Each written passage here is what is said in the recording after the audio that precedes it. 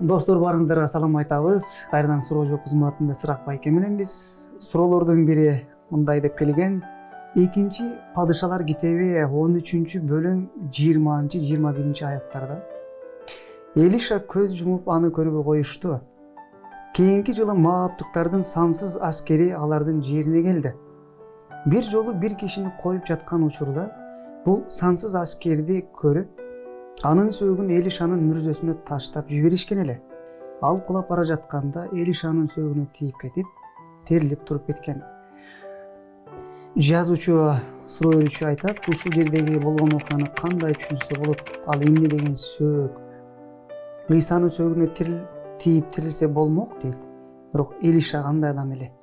Ушунчалык ыйык адам беле? Суроо берүү.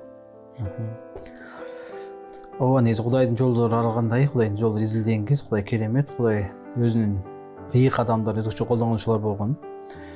Элиша да бул Кудайдын өзгөчө пайгамбарлардын бири болгон. Ал дагы Илияс пайгамбардан кийинки пайгамбар, мындай өзгөчө Кудайдын куралы болгон.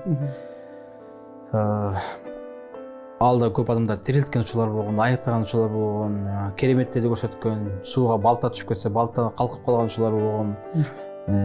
Бир ууланып калган бир тамакты кайра таттуу тамак айланып койгон учурлар болгон.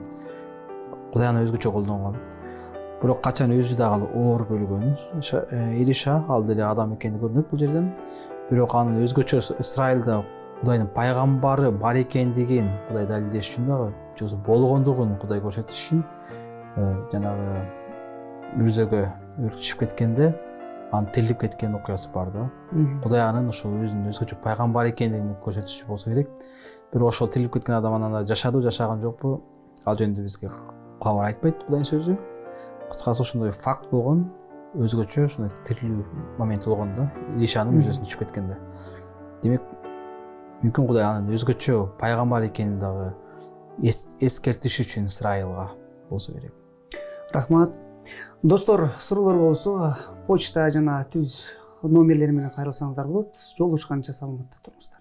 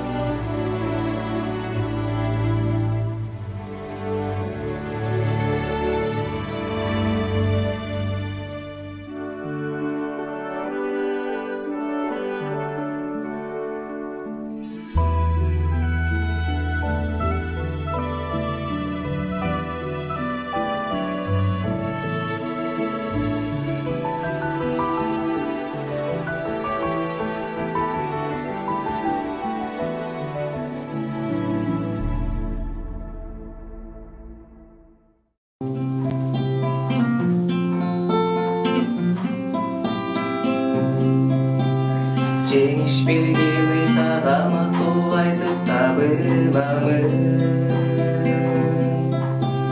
Чындыкта рух менен жалгыз ага кайрыламын. Өмүр китебине жазды сыймыңды каны менен. Жараттар аркылуу арылды артында. Айкаш жыгач көтөргөн Ыйсага табынам. Айкаш жыгач ката калган Ыйсага моюн сунам.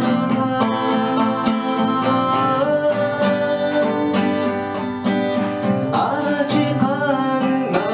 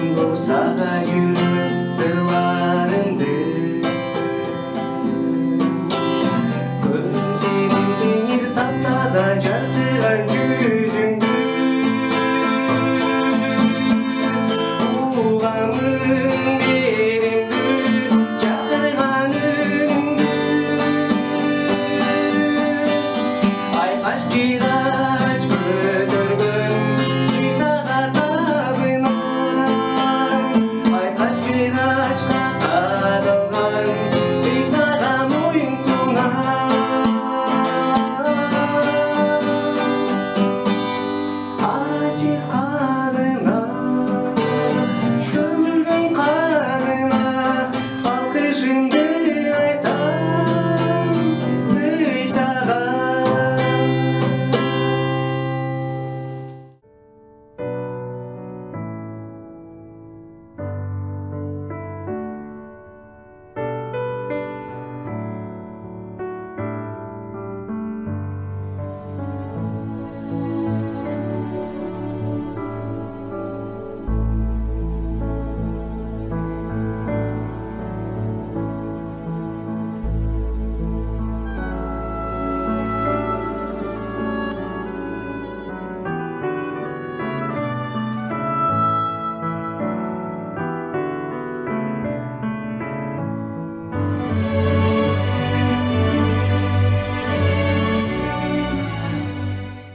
Кандайсыңар балдар? Кандай залдыңар? Силер аңгем оккан жакшы көрөсүңөрбү? Азыр мен силерге аңгем айтып берем. Назар менен Гүлмиранын үй бүлөсү балдарын уктата албай жатышты. Ай балдар, келгиле жатабыз, баскыла уктагыла. Түн болду, келгиле баскыла. Мен силерге азыр рассказ айтып берем. Балдар болсо ойноп атышты. Анан кийин болсо апасы менен атасынын айтканын угуп, макул деп барып алар жатып калышты. Алар балдарын жаткырып бүткөндөн кийин Назар менен Гүлмира столдун четине келип отуруп ойлонуп калышты. Алардын үйүндө болсо экөө тең жумушу жок калган болчу. Ишке барышпайт, даже продуктага да акчалары жок болчу. Алар отуруп алып, анан Гүлмира айтып атат: "Биз кантебиз эми? Биздин дагы даже эртеңкиге тамакка дагы продуктабызга акча жок. Бир кесим нан алганга дагы акчабыз жок болуп атат. Эртең балдарга эмне тамак беребиз?" деп ойлонуп атышты. Аябай кайгырып отурган болчу. Анан Назар болсо: "Ооба, экөөбүздүн тең жумушубуз жок болуп калды" деп ал кошумчалап койду. Гүлмира болсо: "Балким сен эртең барып бирөөдөн карызга акча сурап турарсың. Анан продукт алып балдарга тамак берербиз. Ошентсек жакшы болмок, бирок биздин жумушубуз жок, анан аларга акчаны кантип төлөп бере алабыз?" Ооба, анысы да бар да. Балким эртең бир нерсе болор. Бирок Кудайдын сөзүндө айтпады беле, адил адамдын балдары эч качан ачка калбайт. Алардын нан сурап жүргөнүн көргөн эмесмин деп ыйык жазууда жазылып турбайбы деп Назар келинчегин суротуп койду. "Ооба, бирок иногда ишене албай кетем да ушул сөздөргө" деп Гүлмира шектенип кетти. "Кел, андан көрө Кудайга сыйыналы, Кудай баарын караштырат" деп экөө отуруп чогуу Кудайга сыйынышып, анан экөө чогуу жатышты. Анан болсо эртеси күнү болсо аябай Гүлмира переживать этип, сарсанаа болуп, кантип эми булар тойгузабыз деп аткандыктан Назар болсо аны монтип соротуп: "Сен досторуңа көптөн бери бара элек болчусуң го, досторуңа барып эс алып келсең болот, балдар менен мен чогуу болуп турам" деди. Гүлмира болсо таң калып: "А балдарга биз кайсы тамакты беребиз? Кантип курсагын тойгузасың алардын" деп атты. Анан болсо ал болсо: "Мен өзүм караштырам, сен болсо бара берсең болот" деп койду. Анан Гүлмира болсо барсамбы, барбасамбы деп ойлонуп жатты. Анан: "Мен кала берейинчи, сени менен эле сага жардам берем. Сен болсо карай берсең болот балдарды" деди. Макул деп анан Назар болсо балдарды карап атты. Ал эми Гүлмира апасы болсо ал кирлерди жууп, үйдөгү иштерди кылып жатты. Назар балдарын: "Кандай эс алдыңар балдарым, келгиле. Азыр Кудайга ыраазычылык билдирип, ушул таң үчүн Кудайга сыйыналы" деди. Отурушуп, анан сыйынышып, ушул таң үчүн ыраазычылык билдирип, Кудайды даңктап, ырдап, анан болсо алар деген курсак ачып, кечээ күнү да жакшы тамак жешкен эмес да. Анан болсо курсактары ачып: "Ата, апа, курсагым ачты, жегим келатат, тамак жегим келатат" десе.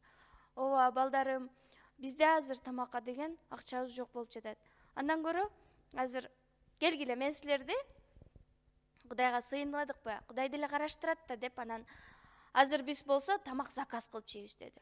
Балдар бири-бирин карап: "Кайсы акчага? Бизде акча жок да. Биз кантип эле тамак алып жейбиз" деди. "Ооба, бирок биздин атабыз бар эмеспи асманда? Ал берешен, бай. Бизге каалаган нерсебизди бере алат." Анан болсо: "Сайкал, сен эмне жегиң келет?" деп улуу кызынан сурады. Сайкал болсо ойлонуп туруп: Мен деген, мен пирожный жегим келет креми менен" деди. Жакшы. Дагы дегенде: Мен дагы көзүн ачып жумган куклалуу болгум келет деп ошентти. Ооба, пирожныйдын алдынан деген биз бульон ичсек жакшы болмок деди эле. Ооба, бульон ичсек жакшы болмок. Мен ичким келет, бульон ичким келет деди. Жакшы, бульонду дагы кошуп коелу. Андан кийин экинчи кызынан сурады. Сауле, сен эмнени ичкиң келет, эмнени жегиң келет деп сурады. Ал болсо эжесинин айтканындай кылып эле, мен да пирожный жегим келет, анан көзүн ачып жумган куклалуу болгум келет деп айтты. Анан алардын жалгыз уулу Матайдан сурады. Матай, сен эмне жегиң келет деди. Матай болсо, мен дагы пирожный креми менен, анан болсо ал уул бала болгондуктан ойлонуп туруп, мен машиналуу болгум келет деп айтты. Анан кийин, жакшы. Анан эң кичүү кызы Эсрадан сурады. Эсра сенчи десе, ал деле эжелерин айткандай кылып пирожный, кукла деп заказ берди. Анан кийин, ооба балдарым, эми силер заказ бердиңер, эми келгиле. Бизде акча жок болгондуктан Кудайга айталы. Кудай баарын караштырат деп. Анан кийин алар биринчи сайкал сыйынды. Кудайым, ушул мен куклалуу болгум келет, көзүн ачып жумган, жана пирожный жегим келет, бульон ичким келет, мага ушуларды берчи, таап берчи. Атам айтты го, сени бай берешен Кудай деди го деп туруп. Анан биз ыраазыбыз, сага рахмат деп туруп, мен деди. Анан кийин бардыгы кыскадан сыйынышты. Анан болсо атасы акырында, кымбаттуу Ыйса, рахмат ушул күн үчүн. Бизди ушул күндө жаратып, ушул күндө кайрадан унутпай, ушул таңда ойготконуңа рахмат. Күнүмдүк тамак ашыбызды калтырбай берип атканыңа ыраазыбыз. Ушул балдардын ишенимин арттырып, сыйынууларын уга көрчү деп атасы сыйынып жатты. Балдары бул жакта туруп, атасын карап, атасы өзүнүн жакын досундай сүйлөшкөндөй сүйлөшүп жатты. Анан болсо балдар таң калып атасын карап, анан акырында «Омин» дегенде баары чогуу «Омин» деп бүтөрүштү. Анан болсо балдар бүтүштү. Анан кийин ырдайлы келгиле эми деп Кудайды даңктап ырдап атканда телефон чалып калды. Апасы ары жакта кир жууп жүргөн болчу. Анан апасы телефонду ала калып эле: «Алло, почта? Посылка?» деп эле катып калды. «Акча? Каяктан? Биздин деген таанышыбыз деле жок. Эч кимге карыз деле берген эмеспиз» деп туруп калды. Баары апасын карап туруп калышты. Мен азыр барам деп туруп, апасы почтальонго кетти. Анан болсо ал жактан барып, апасы оор коробканы көтөрүп алып келип, анан кийин столдун үстүнө коерду. Сауле чуркап: «Кел апа, мен да жардам берейин, мен да көтөрүшөм. Ой кызым, бул оор экен, мен өзүм эле коем». Анан болсо Назар колунан коробканы алып туруп столдун үстүнө койду. Анан караса эле сыртында англисче жазылган тамгалар менен жазылыптыр, англисче. Анан болсо алар деген англисчени деле түшүнбөйт болчу. Анан болсо деп анан ичин ачып карашса, ичинде сапог бар экен. Анан алып эле сайкал алып эле: «Апа, бул сага жарашат го? Сага ылайык го? Кийип көрбөйсүңбү апа, кел. Сырты дагы кожа экен» деп ошентип калды. Десе болсо апасы карап, анан деп таң калып атты. Анан атасы болсо: «Карачы, сен сыйынып, сен сурабасаң деле Кудай сага кам көрүп коюптур» деп. Анан апасы болсо: «Келип кийип көрөйүн?» «Ооба» деп туруп кийип көр. «Ой, батпай калат го» деп атты. Десе болсо: «Жок, батат, Кудай сенин размериңди эле караштырып койгон го» деди. Анан кийип көрсө батып калды. Анан балдарынын баарына туфлилер, сапог, кроссовка баарына бирден баары кийип алып сүйүнүп, карашып, сүйүнүп: «Ой, меники мындай экен деп бири-бирине мактанышты. Анан болсо дагы караса, ичинде коробка бар экен. Аны алып чыгып туруп ачып караса, сырты золотистый пакет менен оролгон, 4 бурчтук бир нерселер бар экен. Анан болсо Матай таң калып, бул эмне деп туруп жыттап жытты да сон экен деп туруп, анан ачып туруп жалап көрдү. Жалап көрсө болсо, ал болсо ачуу экен. «Ой, ачуу го» деп ошентип. Анан бул деген бульон, силер калып атпадыңар беле? Мына бульон, Кудай силерди сыйынганыңарды угуптур деп туруп, анан анын ичинде да акча да бар болчу. Ал акчаны анан кийин болсо атасы келинчегине айтып: «Сен деген кыздарды алып алып, магазинге барып, балдар каалаган пирожный жана кукла, машинаны алып келсең болот» деди эле. Апасы болсо: «Бизде продукт да жок да, ошол акчага жөн эле продукт эле алып койбойлубу?» деди. Десе болсо: «Жок, Кудай булардын сыйынууну укту да, Кудай булардын сыйынганын укту, буларга калганын алып берели» деп ошентти. Анан апасы макул деп барып, анан кыздарын ээрчитип алып, магазинге барышып пирожный, кукла, машина сатып алып келишти. Алар келгиче болсо, калгандары үйдө калгандары болсо бульонду ырасташты. Анан үйгө келип бульонду ичишип, анан кийин пирожныйды жешип отуруп, анан Кудайга ыраазычылык билдиришти. Кудай, рахмат, сен биздин сыйынууларыбызды угуп атканыңа, биздин сыйынууларыбызга жооп берип атканыңа ыраазыбыз деп Кудайга ыраазычылык билдиришти. Анан болсо атасы кошуналарынын балдарын дагы чакырып, коноктоп, анан аларга кечинде ошол угулган сыйынуусу жөнүндө бөлүшүп берди. Биз дагы каалаган учурубузда Кудайга сыйынып, бардыгын тапшыра алсак болот. Кудай бизди эч качан калтырбайт. Амин.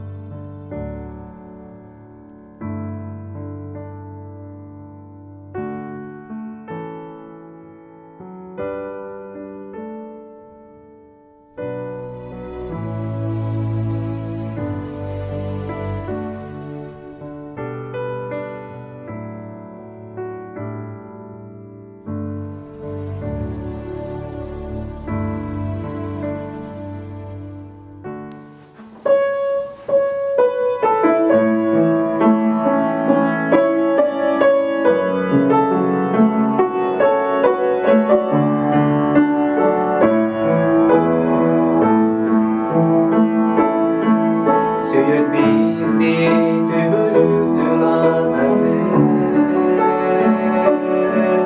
санай берсек түгөнбөйт кол батасы. Алаксыбай убактылуу иштерге, асмандагы келечекке карайлы.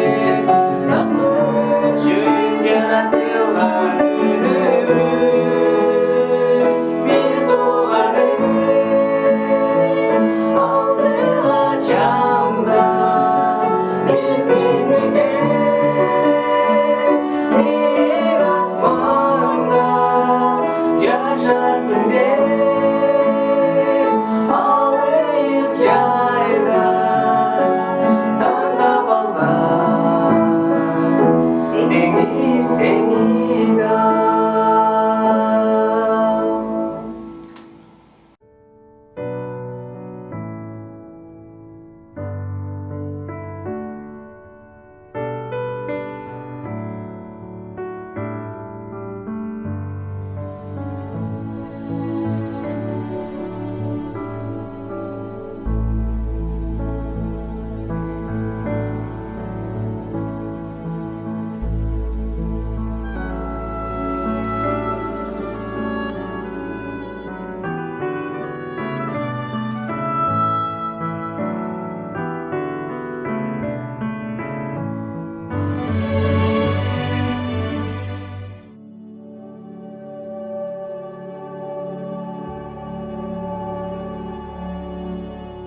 Саламатсыздар кымбаттуу көрүүчүлөр, кайрадан көрүшкөнүмө кубанычтамын силер менен.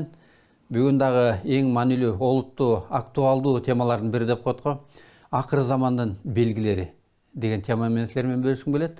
Бул тема олуттуу темалардын бери баардыгы эле күтүп атса керек. Менимче көптөгөн насаат сөздөр айтылса керек. Буга көптөгөн насаатчылар, пайгамбарлар көп айтып кеткен да, акыры заман качан келет. Бардык адамдарды мындай буйтап өтпөйт окшойт менимче.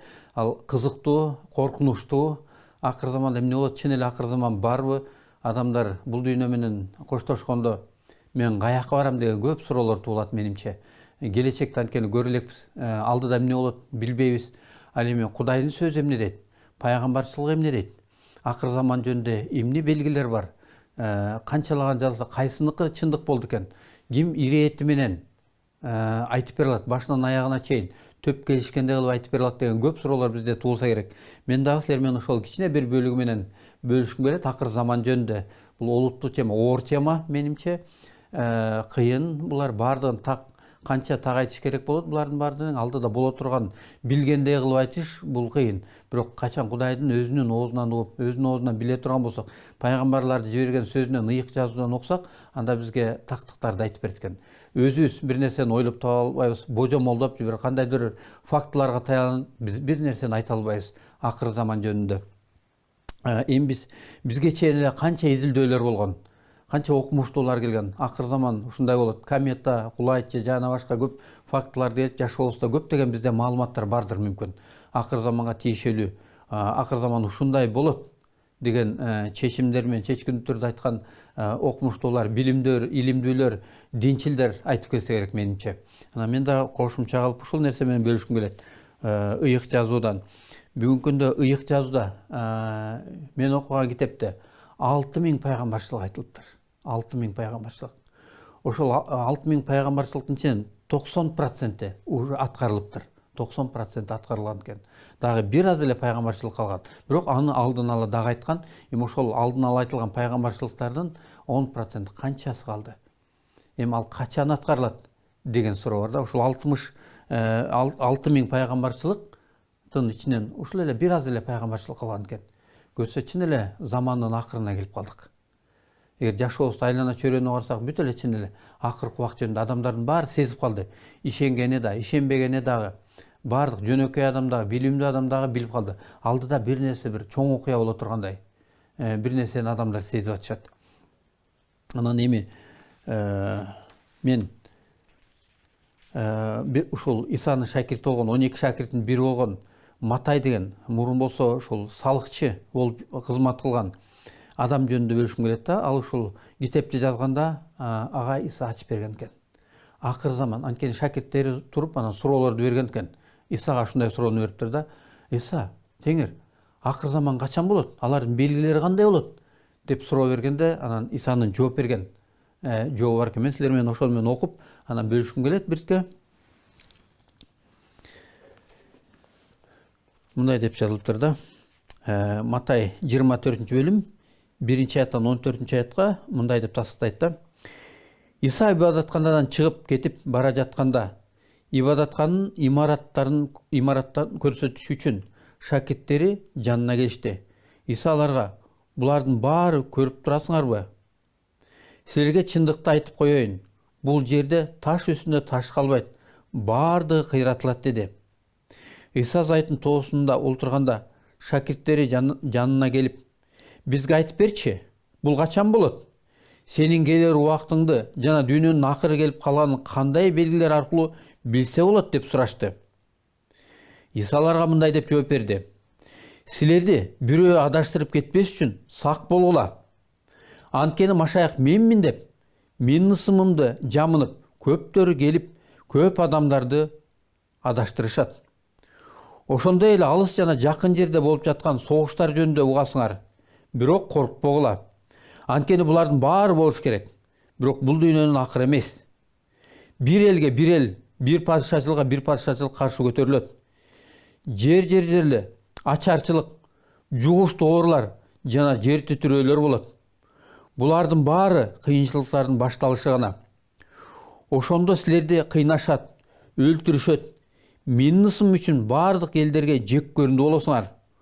Ошондо көптөр азгырылышат, бири-бирине чыккынчылык кылышат, бирин-бири жек көрүшөт. Көптөгөн жалган пайгамбарлар чыгып, көптөрү адаштырышат. Тартипсиздиктин көбөйүү себебинен көбүндө сүйүүнүн ысыгы кайтат. Акырына чейин чыдаган адам куткарылат. Асман падышачылыгы жөнүндө бул жакшы кабар бүт ааламга, бардык элдерге күлөндүрүү катары таратылат. Ошондон кийин дүйнөнүн акыры келет деп айтылган экен ыйык жазууда. Кандай белгилер коштойт экен? Эмне белгилер жөнүндө айтылды? Белги экен. Күнү же сааты айтылбайт экен. Аны күнүн саатын бир гана Кудай билет дейт. Ал эми белгилер, мисалы кыш келатканда биз билебиз, күзүндө. Кыш келатканда салкын боло баштайт, суук боло баштайт. Адамдар жылуу кийине башташат. Кар жаардын белгилери. Адам өсүмдүктөр куурай баштайт, солуй баштайт, жер өзүнүн өңү өчө баштайт. Ошондо биз билебиз, кыш келатат. Ушундай белгилер менен биз билебиз. Бирок саат канчада кар жаарын, кайсы убакта кар жаап болоорун биз билбейбиз. Ал эми белгилери болсо алдын ала эле коштоп, алдын ала айтып берет экен. Ошондон биз билип калсак болот экен. Эң биринчи эмне болот дейт? Адаштыруучулар келет дейт. Чындык жолдон Машаяк менмин деген. Канчалаган адамдар мен Кудаймын дегендер. Жалган пайгамбарлар келе баштаган, мен Кудаймын, менин жолум чындык. Канчалаган диндер бар. Ар бирөө өзүнүкүн чындык деп айтышат. Жалган сөздөрүн айтышат. Элдерди өзүнүн тарабына көңүл бурдургусу келет. Бирок чындык аягына чейин айтылабы? Чын эле ошондойбу? Экинчи, согуштар болот деген.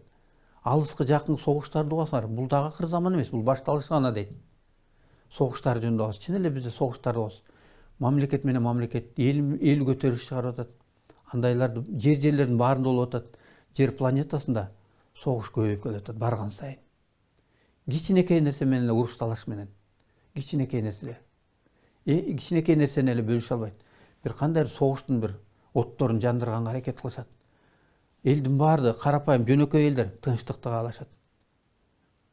Ал эми адамдар болсо, бул адам жер планетасында адамдар жок кылыш үчүн кээ бирлер тескерисинче согуш болгонун каалашат. Көрсө бул акыр замандын белгилери экен. Бир элге бир эл көтөрүш чыгат. Жерлерде ачарчылык болот дейт.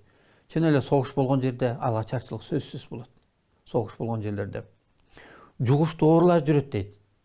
Биз жугуштуу оорулардын баштарын көрө баштадык. Пандемия, эпидемия жана башка көп нерсе. Буга чейин деле болуп келген. Бирок бир жерден басылып токтоп калган. Ал эми бүгүнкү күндө жугуштуу оорулар масштабтуу түрдө чоң мамлекеттер арасында жугуштуу оорулар жүрүп атат. Өзүбүз билгендей эле, байкагандай эле. Ошондой эле жер титирөөлөр болот дейт. Чын эле канча мурунку буга чейинки убакытты карап көрсөк, буга чейинки учурларды карап көрсөк, мындай жер титирөөлөр болгон эмес акыркы убактардагыдай. Канчалаган жер титирөөлөр келип атат. Ошондо силерди кыйнашат, өлтүрүшөт. Менин бардык элдерде жек көрүндү болосуңар дейт. Чын эле Исага ишенгендер жек көрүндү болот. Чын эле Исага ишенгендер эмне үчүн? Анткени алардын кемчиликтери, каталар, күнөөлөрү ачылып калып атат. Жамандык кылганга болбойт дейбиз. Кудайга жакпаган иштер кылганга болбойт дейбиз. Алар өзүнүн көз карашында туура кылып аткан сыяктуу көрүнөт. Ошентип Кудайга ишенгендерге, таза жашагандарга каршылыктар көбөйгөндөн көбөйүп, күчөгөндөн күчөй берет экен. Өлтүргөнгө чейин барышат дейт. Бири-бирине чыккынчылык кылышат дейт, бири-бирин сатат дейт корккондуктан.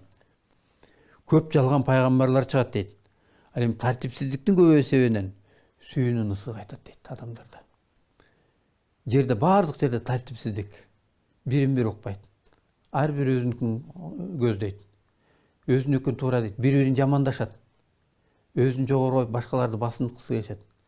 Анан тартипсиз жашоо башталат. Күнөөлөр күчөйт. Ар кандай күнөөлүү жолдорду ачыкка чыга баштайт. Мурун күнөө деп эсептесек, оозубузга барба ал сөздөрдү оозубузга барбасак, айта албасак дагы, бирок ошол күнөөлөр келип атат. Ар кандай жаман жолдор келип атат. Ар кандай жаман секталар жүрөт. Ошолордун баардыгы мыйзамсыздыктын бузулушу. Кудайдын мыйзамдарын бузду. Жердеги мыйзамдарды, мамлекеттин мыйзамдары бузулуп атат. Адилетсиздик күчөп баратат. Барган сайын. Булардын баарын биз күбө болуп атабыз. Жашообузда көрүп атабыз. Булардын баардыгы мына келип калды десек, акыр заман келип калды десек болот. Адамдардын баары бир нерсени күтүп атат. Бир көңтөрүлүш же бир нерсе өзгөрүүлөр болот деп. көп жалган пайгамбарлар чыгышат дейт. Анан ушул сыяктуу белгилер коштоп, ушулардын баардыгы айтылганда биз көрсөк болот экен. Ал эми ушулардын баарына акырына чейин чыдаган адам ал куткарылат дейт. Ким акырына чейин чыдагансы? Асман падышачылыгы жөнүндө акыркы пайгамбарчылык жакшы кабар. Мындайча айтканда Иса куткаруучу. Иса адамды бир гана Иса куткара алат, башка эч ким куткара албайт деген жакшы кабар бүт ааламга, баардык элдерге күбөлөндүрүү катары таратылат дейт. Ошондон кийин дүйнөнүн акыры келет дейт. Жакшы кабар ушул экен. Адамдар жердеги кыйынчылыктардан, жердеген тынчтыгы жок жашоодон, согуш жашоодон, жер титирөөлөр, ааламаттардын өзгөрүүсүнөн бир гана Иса куткарылат экен. Жакшы кабар Иса дейт. Ушул тынчтыкты алып келе турган, согушту токтото турган бир эле Иса экен. Башка эч ким токтото албайт. Буга чейин дагы токтото алган эмес. Мындан кийин да токтото алышпайт. Бир гана Иса токтотот экен баардыгын. Адамдын күнөөсү ичинде жашаган күнөөнү, булагын, эмне согушка, ачарчылыкка, ушул пайгамбарчылыкта алдын ала айтылган, ушул пайгамбарчылык акыр замандын белгилерин токтото турган бир эле тазалык, ыйыктык экен. Кудайга кайрылып, тоо кылып, кечирим суроо. Андан башка жол жок экен. Баардык жерде согуштар болуп атат. Жер титирөө, жугуштуу оорулар болуп атат. Ошон үчүн биз да ойлонуп көрүшүбүз керек экен. Акыр заман келатат. Кыямат кайым келатат. Адам оюнда мен таза жашап атамбы? Кудайга жаккандай жашап атамбы? Же бул дүйнөнүн агымы менен эле кошо кетип баратамбы? Мен ойлонойн. Менин ичимде киши өлтүрүү жокпу? Эки жүздүүлүк жокпу менин жашоомдо? Башкаларды жаман ойлорду каалабаймбы башкаларга? Кемсинтип басынтпаймбы? Ошолор менде жокпу? Кудайга жаккан иштерди кылып атамбы? Же Кудайга жакпаган иштерди кылып атамбы? Башка адамдарга оорчулук туудуруп атамбы? Башка адамдардын жок болушун каалап атамбы? Мен эле жашайын, калгандар эмне болсо ошо болсун деп атамбы? Талап тонуп атышат бири-бирин. Эң жаман мүнөздөргө ээ болдук. Тартипсиздик башталды. Мыйзамсыздык башталды. Ошонун кезде жер планетасы бузула баштады. Канчалаган күнөөлөргө ачык эле бата баштады. Амаралдык жактан канча күнөөлөргө бата баштады адамдар. Ошол интернет булактарын карасак дагы эң жаман нерселерди көрөбүз. Анын баарын тең чыгарып атат. Кичинекей балдарыбызга аны көрсөтө албайбыз. Бирок алар да көрүп атат. Адамдарды бирин-бири көрүп бузула баштады. Жугуштуу оордай, рак сыяктуу жугуштуу оордай моралдык жашоо талкаланып атат. Ошолордун баардыгынан биз билсек болот экен. Кудай чыдай турган учур келди. Чыдап келген буга чейин. Эми токтото турган, чекит кое турган учур келди. Акыркы убак келип калды. Жер бетинен Кудай байыркы учурда топон суу менен, Нух пайгамбардын учурда топон суу менен жер бетин тазалаган болсо, бүгүн от менен тазалайт Кудай. Тозок оту менен тазалагысы келет. Бирок адамдардын тозокко кетип калышын Кудай каалабайт. Адамдарды Кудай күтүп атат, үмүттөнүп. Канча кылымдан бери, 2000 жылдан бери Кудайдын сөзү айтылып келатат. Жаман жолго түшпөгүлө, Кудайга жаккан жолго түшпөгүлө, шайтандын жолуна түшпөгүлө, бузуку жолдорго түшпөгүлө, бул мыйзамсыз жашоого түшпөгүлө. Кудай бизди тазалыкка, анан ыйыктыкка чакырат. Акыр замандын белгиси дагы ушул экен. Ушундай белгилерден биз билсек болот экен. Согуштар болуп атса, жаратылышта өзгөрүүлөр болуп атса, анда билсек болот экен. Акыр заман келди, кыямат кайым келди. Адамдардын жашоосу булса, көз караштары булса, баардыгы бири менен душмандык көз караш менен карап калган. Эч кимге ишенбей калган. Улуусу, кичүүсү, бийликке отурганы, бийлик жогу дагы баардыгы тең бири-бирине ишенбей калышты. Үмүттөнүп, кимден үмүттөнөбүз деп сурап калышты. Анан бир гана эле Иса бул суроону чече алат экен. Акыр замандын белгисин өзү айтып кеткен экен. Ушул белгилер коштойт акыр заманда. Анткени мен келем жакында. Ушулардын баары аткарылгандан кийин, пайгамбарчылык аткарылгандан кийин мен келем. Ошондон анан акыры келет. Ошон үчүн ушул белгилерге көбүрөөк көңүл бурсак, азыркы айтылып кеткен, санап кеткен белгилерге көңүл бурсак, ушуларды биз көрүп атабызбы жашообузда? Чын эле ушулар болуп атабы жашообузда? Өз көзүбүз менен ушул заманда өз көзүбүз менен көрүп атабызбы? Адамдарда коркунуч басты бүгүн. Алдыда эмне болот? Баардыгы кымбатчылык. Күндөн күнгө көтөрүлүп атат кымбатчылык. Баардык жер бетинде адамдар чече албай калды бул суроону. Жокчулук, оору, ачарчылык, жер титирөө, бири-бирине касташуу, көрө албастык, бири-бирине көтөрүлүш чыгаруу, мамлекетке каршы чыгып, согуш булактары күчөп атат. болбогон нерсе үчүн эле нефти талашып жана башка нерселерди талашып көп нерселер менен булардын баарын айтуунун деле кажети жок. Анткени өзүбүз күбө болуп күндө көрөбүз адамдын жүрөгүнүн учун алат. Күндө коркунуч басат. Адамдарды алдыда коркунуч эле күтүп турган сыяктуу. Кудай бизди дайыма чакырат экен. Акыркы убакта ушул белгилерди көргөндө анда даяр болгула дейт. Мен даярмынбы? Асманга кеткенге, акыр заманды тосуп алганга, ушул жердеги жаман нерселерден бошонгонго, Кудайга жаккан ишти кыла баштаганга, адамдарга жакшы кабар, Кудайдын сөзү баардык адамдарга жетет дейт. Бир да адам мен Кудайдын сөзүн билген жокмун, уккан жокмун деп эч ким айта албайт экен. Кудайдын алдына келгенде эч ким мактана албайт экен. Ал эми анын алдына келгенде кеч болуп калат. Ошон үчүн адамдар бүгүн ойлонуш керек экен. Мен каяка барам келечекте? Акыр заман боло турган убакыт келип калса мен кайда барамын? Ошого ой жүгүртүп, терең ой жүгүртүү менен караш керек экен. Менин жашоом каяка баратат? Адам эртели кеч бул жашоо менен коштошот. Ошондо мен акыркы убактарда Кудайдын алдына барамбы? Кудай көрсөткөн жолго жакшы кабарды уктумбу? Мага суроо. Жана сизге суроо. Терең ойлонолу. Шайтан болсо адамдардын көздөрүн жаап таштады. Күнөөнү жакшы кылып көрсөтүп койду. Реклама сыяктуу болуп, жарнама сыяктуу болуп. Ошон үчүн биз ак менен караны айырмаганды үйрөнсөк экен. Ушул белгилерден биз билсек болот экен. Буга чейин канчалаган пайгамбарчылыктар айтып келди. Дагы айтылып атылат. 6000 пайгамбарчылык деген бул бир да китепте жок чын эле. Ошонун 90% аткарылды.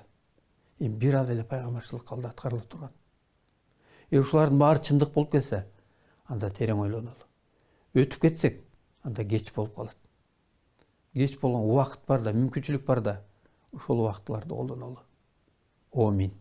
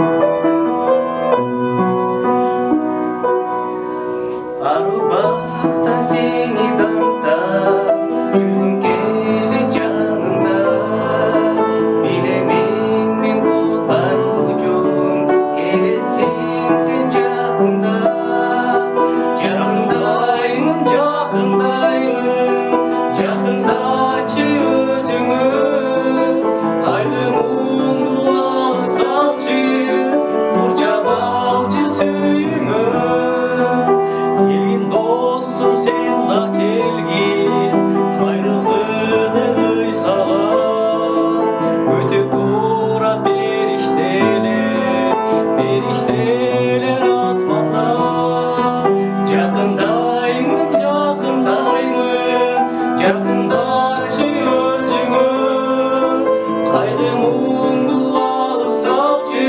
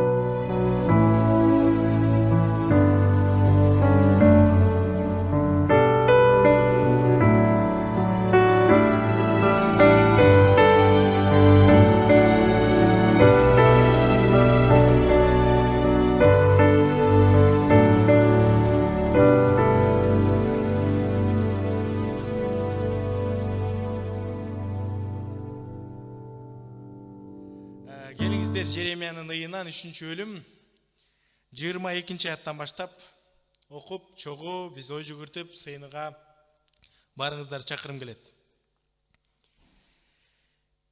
21 аяттан баштап. Мен өз жүрөгүмө мындай деп жооп берип үмүт кылып жатам. Теңир райымды болгондуктан биз жок болуп кеткен жокпуз. Анткени анын райымы түгөнгөн жок. Анын райымы ар бир таңда жаңырып турат. Сенин ишенимдүүлүгүң зор. Теңир менин бөлүгүм дейт. Менин жаным, ошондуктан мен андан үмүттөнөм. Теңирден үмүттөнгөндөргө, теңирди издеген адамга теңир райымдуу. Теңирдин куткаруусун чыдамкайлык менен күткөн адамга жакшы. Карасаңыздар, кымбаттуу бир туугандар, биз бул жака келип отурабыз. Не себептен? Теңирдин райымы бүгүнкү күндө бизге жаңыргандыктан биз ушул жакта отурабыз да. Карасаңыздар, бул жакта теңир райымды болгондуктан биз жок болуп кеткен жокпуз дейт. Анткени анын райымы түгөнгөн жок дейт. Бүгүн кымбаттуу бир туугандар, көптөгөн адамдар жашоосунда кечки жатып, эртең мененки ушул сааттарга көптөгөн пландарды коюшкан. Өкүнүчтүүсү, бирок кайсы бир адамдар бүгүнкү күндө ойгонбой калышты. Ойгонойн деген, жакшы пландарды койгон, бир нерсе кылайын деген, үй бүлөсү менен чогулойн деген, жакшы адам болгонго өзгөрөйүн деген. Өкүнүчтүүсү, алар бүгүнкү күндө жок. Интернетте эгерде карап көрсөңүздөр болот.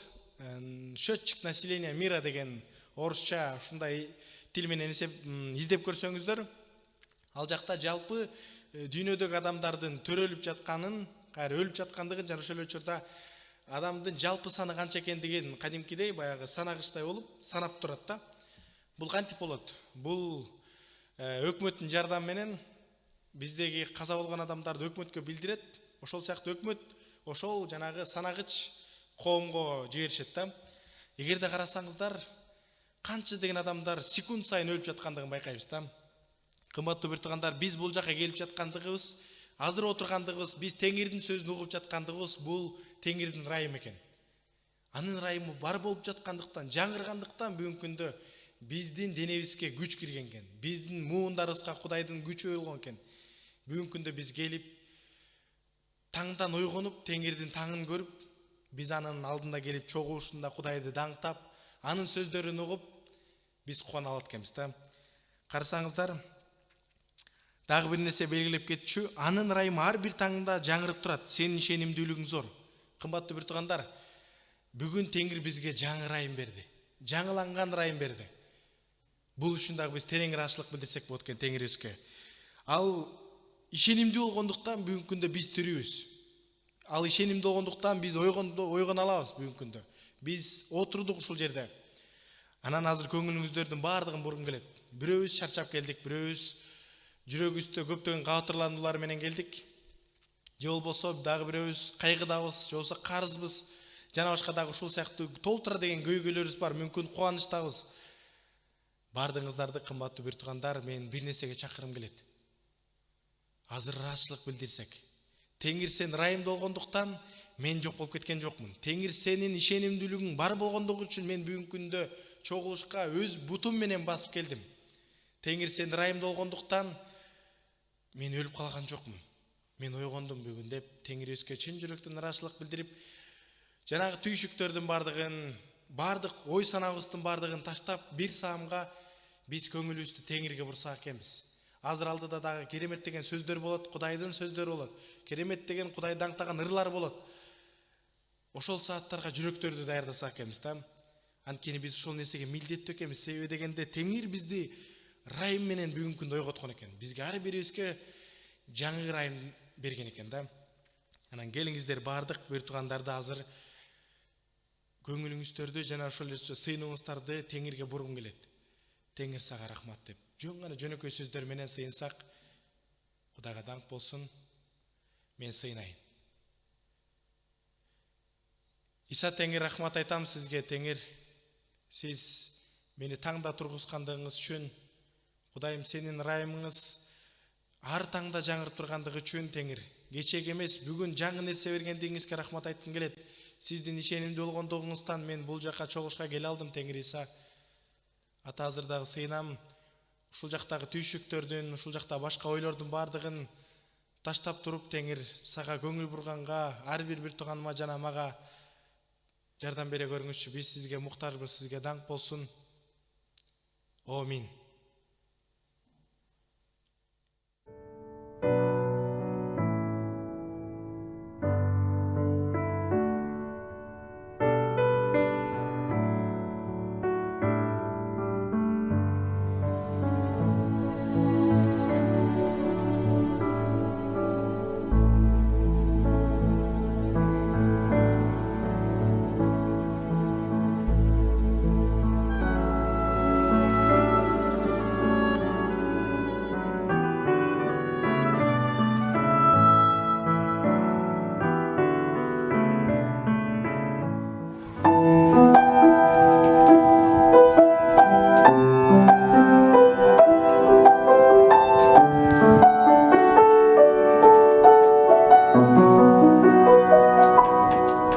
Бұл дүйнөдө мен жерде болсам да,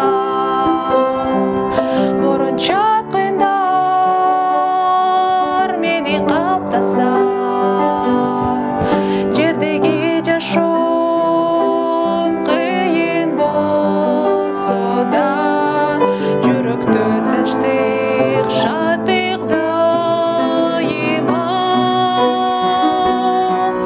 Жашоо кыйын деп айтат баары тең, ар бир күнүңдү бааласаңчы сен, күндөрдү теңир берген.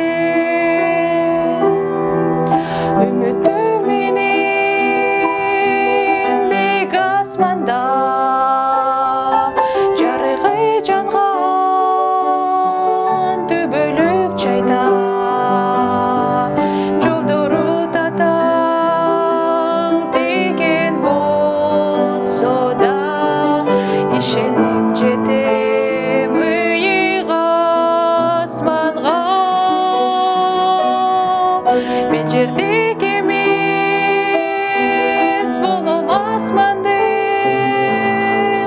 ишенсең сен да барарың анык, досум бирге баралы.